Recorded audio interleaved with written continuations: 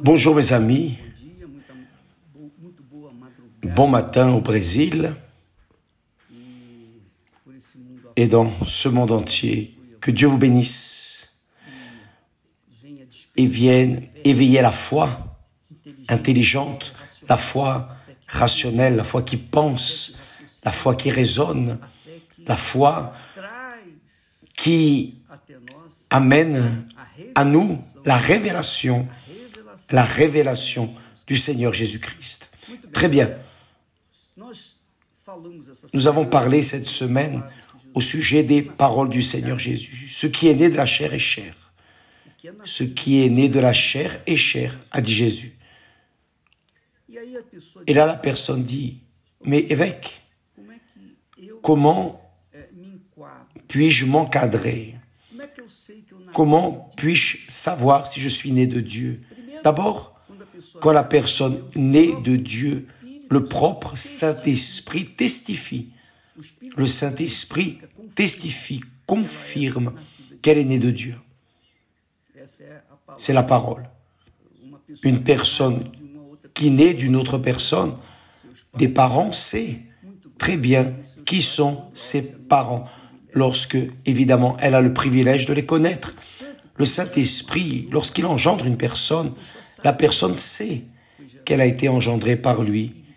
Elle est spirituelle. Mais s'il y a encore un doute, sachez cela. Je veux que vous sachiez, c'est précisément ce qui est écrit dans les Écritures sacrées. Jésus a dit, ce qui est né de la chair est chair. C'est-à-dire, la chair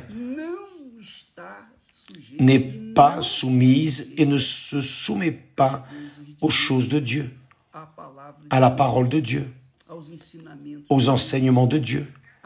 La chair ne se soumet pas à la discipline de Dieu.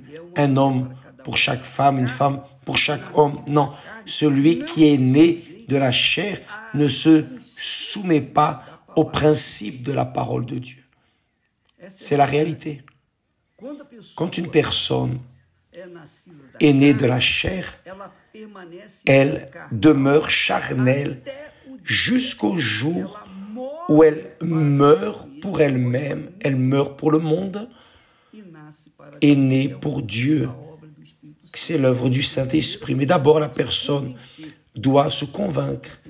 Elle doit se convaincre qu'elle est charnelle et que réellement, elle a besoin de se repentir, a besoin d'être baptisée dans les eaux, ensevelir sa vieille créature, la nature charnelle, pour qu'en naissant des eaux, elle puisse alors vivre une vie nouvelle dans le Saint-Esprit. Bien, peut-être que vous ne comprenez pas très bien ces mots, peut-être que vous êtes un peu confus, confuse, mais quand le Saint-Esprit fera cela dans votre vie, vous saurez que vous êtes né de nouveau. Vous devez chercher. Si vous voulez réellement hériter le royaume de Dieu, vous devez avoir votre nature divine, spirituelle. Vous devez naître de l'Esprit. Parce que quiconque est chair ne pourra jamais entrer dans le royaume de Dieu, qui est le royaume spirituel. Le royaume de Dieu est spirituel. Ce n'est pas un royaume physique, comme les royaumes de ce monde. Le royaume de Dieu est un royaume spirituel parce que Dieu est esprit. Et il règne pour les personnes qui sont spirituelles. Il parle et les personnes spirituelles, nées de lui, enfants de lui, obéissent. Mais comment puis-je savoir si je suis ou non enfant de Dieu? Alors, l'apôtre Paul, dirigé par le Saint-Esprit, dit ainsi. Voyez bien, qui est né de la chair. Vous qui êtes né de la chair, vous allez être encadré dans ce texte ici. Il n'y aura pas de doute. Il n'y aura aucun doute. Qui n'est pas né du Saint-Esprit,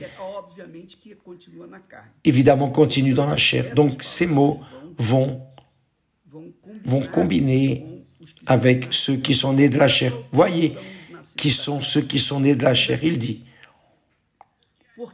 or, les œuvres de la chair Ceux qui sont nés de la chair ont des œuvres. Les œuvres de la chair sont évidentes.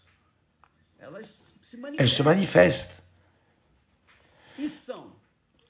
Ce sont la débauche. Vous savez ce qu'est la débauche? L'impureté. Qu'est-ce que l'impureté? C'est l'acte sexuel en dehors du mariage. Le mariage est la discipline de Dieu. C'est l'ordre de Dieu. Dieu a fait Adam et a dit, il n'est pas bon que l'homme soit seul. Et il lui a fait une aide, l'aide d'Adam, qui soit différente. Donc il a fait Ève. Il a fait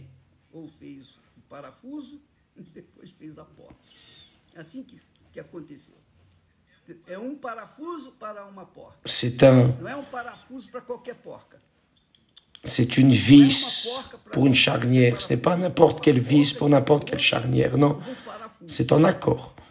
Donc il dit, la débauche, la chair. L'impureté, c'est la chair. Sexe en dehors du mariage. Le dérèglement. Vous savez, l'idolâtrie, le dérèglement, l'inclination au sexe, le penchant. Mon frère, plus vieux, décédé, était un homme à femme, un homme à femme. Il penchait vers le dérèglement. Et à cause de cela, il a perdu son mariage. Il aimait son épouse, mais il voulait aller avec les autres. Que s'est-il passé?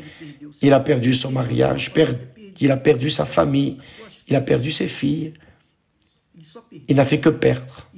Et il a été malheureux. Il s'est marié une deuxième fois, il a été malheureux. Il s'est marié une troisième fois, il a été malheureux. Le pauvre. Il était incliné vers le dérèglement. L'idolâtrie, pas besoin d'expliquer non plus. L'idolâtrie, c'est idolâtrer n'importe quelle chose ou personne. Si par exemple, moi, j'idolâtrais ma mère était ma déesse. Je la plaçais au-dessus de Dieu. Lorsque j'ai connu Jésus, mon Sauveur, évidemment, je l'ai enlevé de mon cœur et j'ai mis mon Seigneur en premier lieu. Donc l'idolâtrie, c'est idolâtrer toute chose, argent, succès, la vanité, la cupidité, toute chose que vous mettez à la première place dans votre vie est de l'idolâtrie. Votre mari, votre épouse, votre famille, vos enfants, vos parents. Jésus a dit, quiconque aime son père, sa mère plus que moi n'est pas digne de moi. Qui aime son fils, sa fille, son frère, sa sœur plus que moi n'est pas digne de moi. Vous ne pouvez pas mettre quelqu'un ou quelque chose à la première place qui ne soit une idolâtrie. Si vous mettez quelque chose à la première place de votre vie qui n'est pas le Seigneur Jésus, vous êtes idolâtre, vous aimez l'argent, vous aimez votre profession, vous aimez votre carrière, vous êtes vaniteux, cupide, la magie, pas besoin d'expliquer non plus. La magie, c'est vous envelopper avec les esprits, les entités et les satisfaire. Les rivalités, c'est la chair. Ceux qui sont de la chair vivent dans les rivalités avec les voisins, entre parents, enfin, rivalité. Les querelles, disputes, les jalousies, pas besoin d'expliquer non plus. Animosité. La personne qui est née de la chair a toujours des problèmes de colère. Les disputes, les divisions, discussions, les sectes.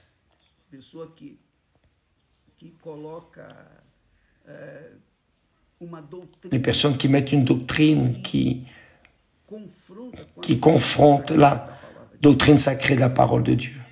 L'envie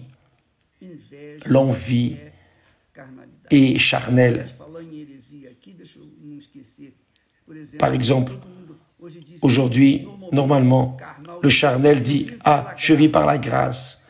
Je vis par la grâce de Dieu. » Comme si la grâce de Dieu tolérait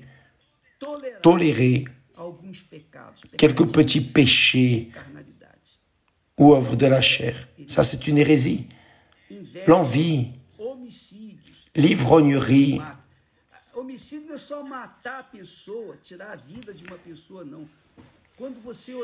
Quand vous haïssez une personne, vous êtes en train de tuer cette personne. Les excès de table.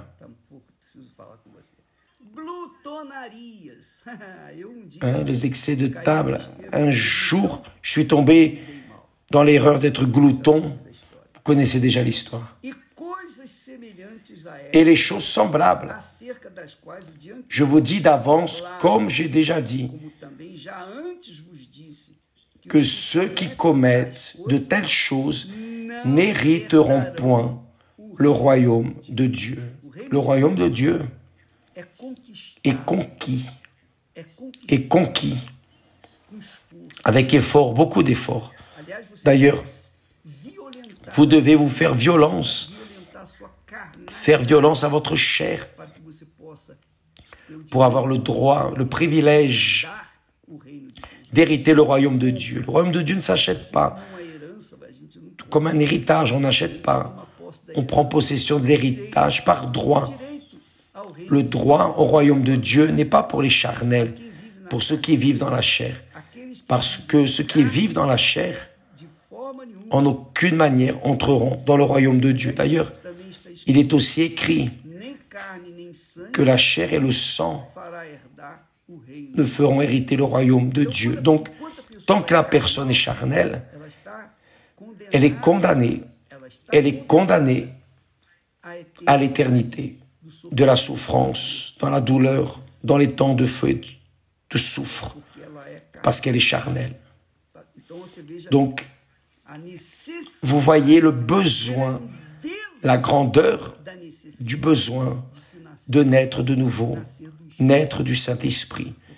Parce que quand la personne est esprit, elle a la nature de Dieu, elle a la nature divine, elle est spirituelle, elle devient esprit vivifiant. Elle a la garantie du propre Saint-Esprit qu'elle héritera la vie éternelle, le royaume des cieux. D'abord le royaume de Dieu et ensuite le royaume des cieux.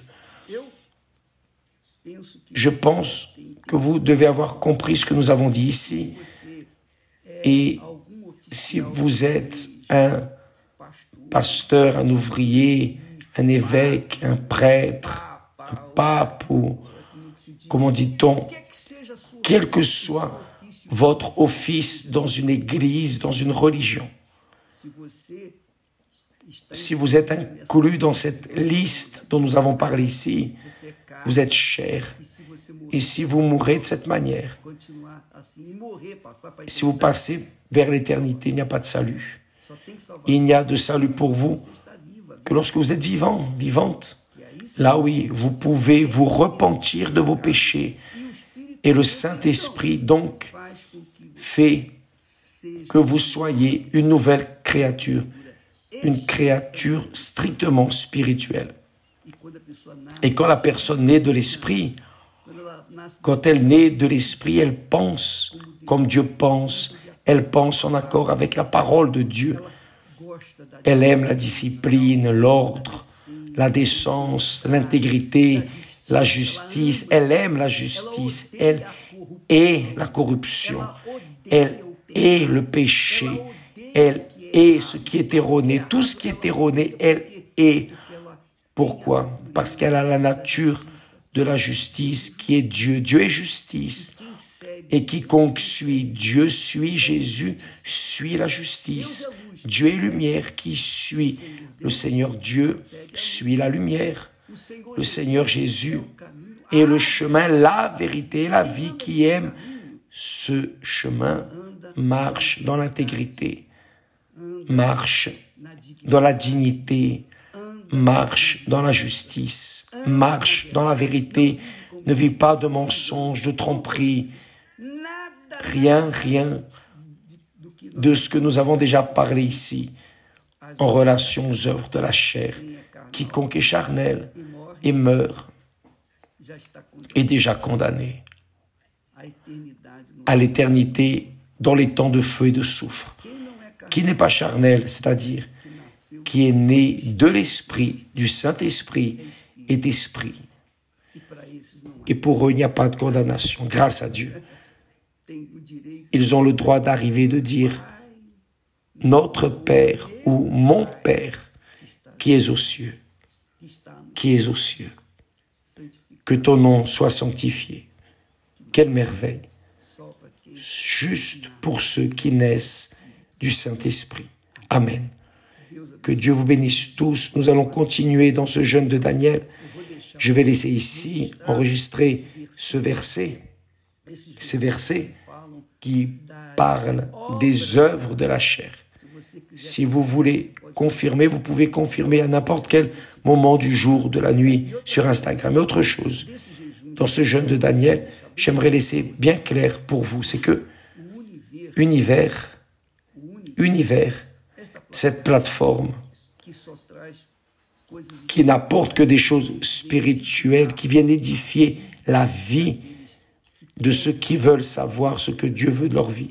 Donc, Univers est disponible à toutes les personnes.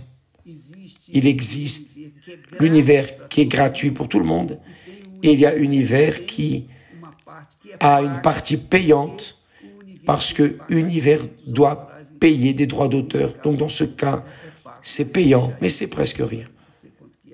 C'est presque rien. Vous avez de l'argent pour acheter un paquet de cigarettes, pour acheter des bêtises.